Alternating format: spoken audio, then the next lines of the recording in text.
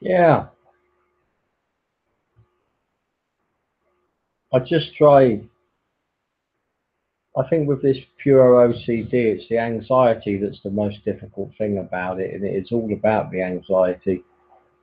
And the little compulsions I do in my head, or I take my glasses off, or I try to avoid, or I try to look certain ways, or it's really uncomfortable when that anxiety comes in and get triggered in this fear, absolute terror. And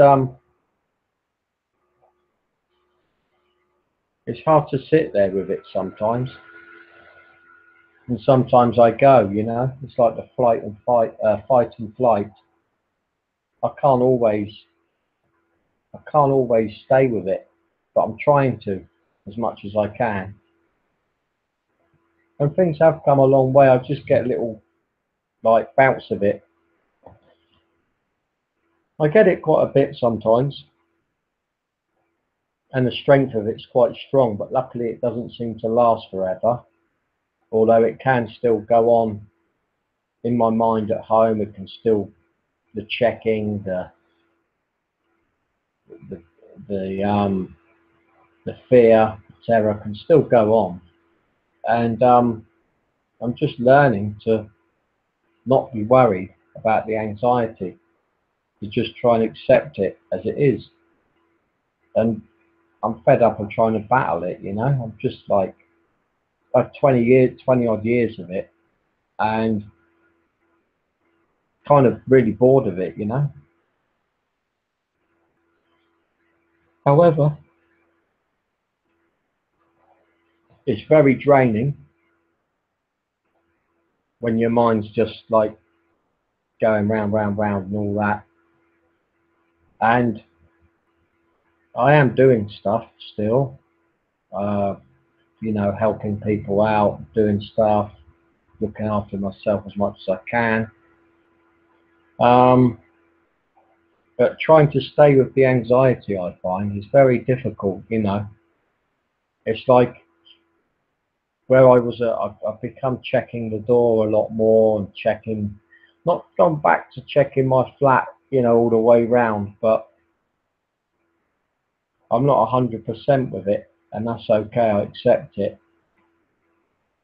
Um, I'm just trying to do it on my own without, I look at videos on YouTube and I do my mindfulness meditation, but the lack of good therapy is part of the problem.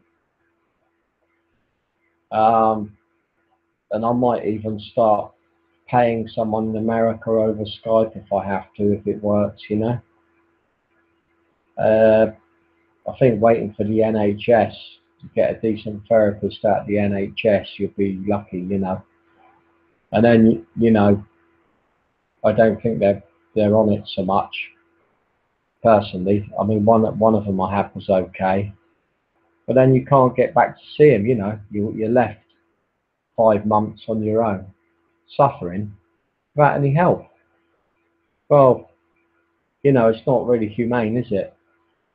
It's not very good, is it? Really? That's Great Britain for you. Not so great, is it? Um, and no one gives a damn, really. That's how it is. But there are communities, there are people in America that are pretty good, and I'll just keep plugging on. But it can kill people. This stuff, this OCD, it does. People do take their lives on it.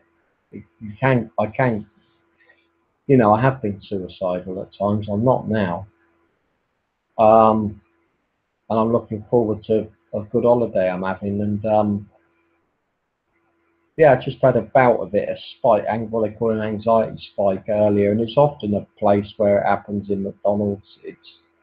It's I think it's a very toxic environment. In as the lights, the people, the place.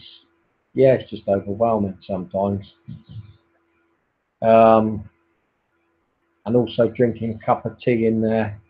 I think I might actually stop. Sometimes it's okay to actually stop doing certain things if it keeps bringing it on, and not to avoid completely, like, but certain environments can be toxic, I believe.